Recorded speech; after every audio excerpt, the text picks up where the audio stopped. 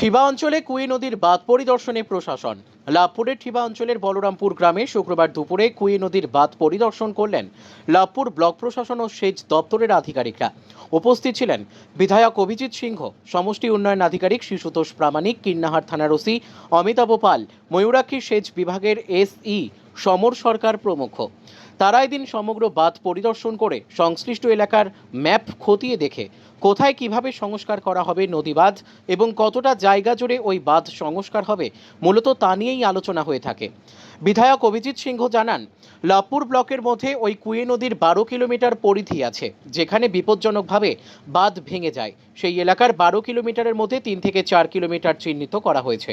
ওই 3 থেকে 4 কিলোমিটারের মধ্যেই প্রতি বছর বর্ষার সময় ফাটল দেখা দেয়। সেই সমস্ত জায়গায় বোল্ডার দিয়ে কিভাবে বাঁধ মেরামত করা যায় তা খতিয়ে দেখতেই সেচ দপ্তরের উচ্চ পর্যায়ের আধিকারিকরা আসেন।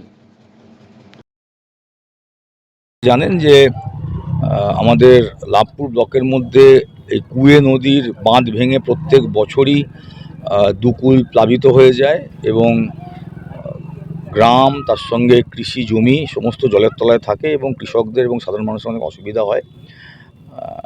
আমাদের সেচ দপ্তর অত্যন্ত তৎপরতার সাথে তাৎক্ষণিক ব্যবস্থা নেন। আমরা এই বিষয়ে মাননীয় সেচ মন্ত্রী ডক্টর মানস রঞ্জন ভূঁইয়া মহোদয়ের দৃষ্টি গোচর করেছি যে একটা পার্মানেন্ট সলিউশন যদি করা যায়, কারণ মাটির বাঁধের যে জায়গাগুলো খুব বিপজ্জনক সেখানে নদী এমনভাবে বাঁক নিচ্ছে যে যখনই ঝাড়খণ্ড থেকে ওপর থেকে জল ছেড়ে দেয়, বৃষ্টির জল আর ওপরের বাঁধ থেকে জল ছেড়ে দেওয়া, ওপরে ড্যাম বা ব্যারেজ থেকে জল ছেড়ে দেওয়া, দুটো জল কিন্তু এই বাঁকগুলো নিতে পারে না, ফলে বাঁকের এসে ধাক্কা মারে এবং তখনই বাঁধ ভেঙে যায় এবং গ্রাম এবং শস্য ক্ষেত সমস্ত প্লাবিত হয়ে যায়। তো আমাদের আবেদনে সাড়া দিয়ে সেচ দপ্তর আমার এখানে প্রায় 12 কিলোমিটার এই নদীর পরিধি আছে লাভপুর ব্লকের মধ্যে, যেখানে যেখানে এই ধরনের বিপজ্জনকভাবে বাঁধ ভেঙে যায় এই 12 কিলোমিটারের মধ্যে ওনারা 3 থেকে 4 কিলোমিটারকে লোকেট করেছেন। ওনারা সার্ভে করে দেখেছেন যে হ্যাঁ, এই 3 থেকে 4 কিলোমিটার মোস্ট ডেঞ্জারাস। এখানে প্রত্যেক বছরই কিছু না কিছুভাবে বাঁধের জল প্লাবিত হয়ে যাচ্ছে, বাঁধ ভেঙে যাচ্ছে, ফাটল দেখা দিচ্ছে। তো তার জন্যে আজকে মাননীয় সুপারিনটেন্ডিং ইঞ্জিনিয়ার শ্রী সমরবাবু এসছেন, ওনার সঙ্গে এক্সিকিউটিভ ইঞ্জিনিয়ার এসছেন, মানে আমাদের বীরভূম জেলার সর্বোচ্চ আধিকারিক যারা আছেন সেচ দপ্তরে তারা সকলে এসছেন।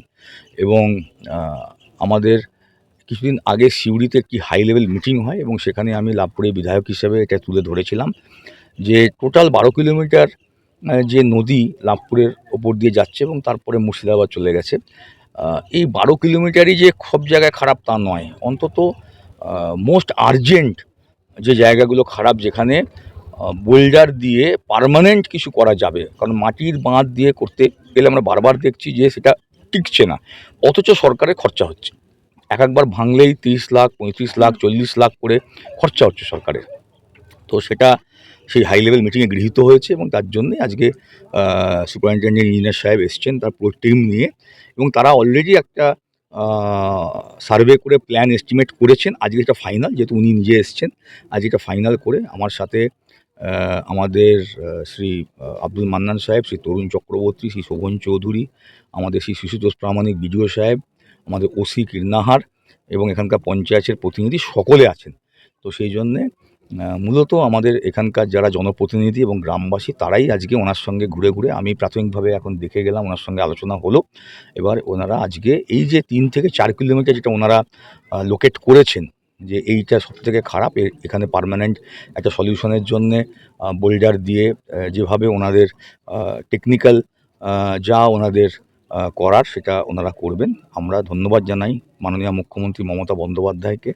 আমাদের মামাটি মানুষের সরকার সবসময় মানুষের পাশে আছে, মানুষের পাশে সবসময় থাকবে এবং মানুষের কাছে সবসময়। তো সেই কারণে এবং ধন্যবাদ জানাই মাননীয় মন্ত্রী ডক্টর মানস ভূঁইয়াকে, এবং ধন্যবাদ জানাই সুপারিনটেন্ডেন্ট ইঞ্জিনিয়ার সাহেবকে, সমরবাবুকে, তার পুরো টিমকে, যে তারা এসে আজকে একটা আমাদের এই লাভপুরের যে একটা দুঃখ, যেটা যেরকম আমরা জানি যে চীনে একসময়তে হোয়াংহো নদী ছিল, যাকে চীনের দুঃখ বলা হতো, তো এখন আমাদের এই লাভপুরে এই কুয়ে নদীর এই বাঁধ ভাঙা এবং তাতে করে মানুষের যে কষ্ট, এই দুঃখের একটা নিরসন হতে চলেছে। এবং এটা আমাদের সরকার, মাননীয় মুখ্যমন্ত্রীর যে নির্দেশ, তার যে কাজ, আমাদের মন্ত্রী মহোদয়দের যে কাজ, এটা তারই একটা ভালো নিদর্শন।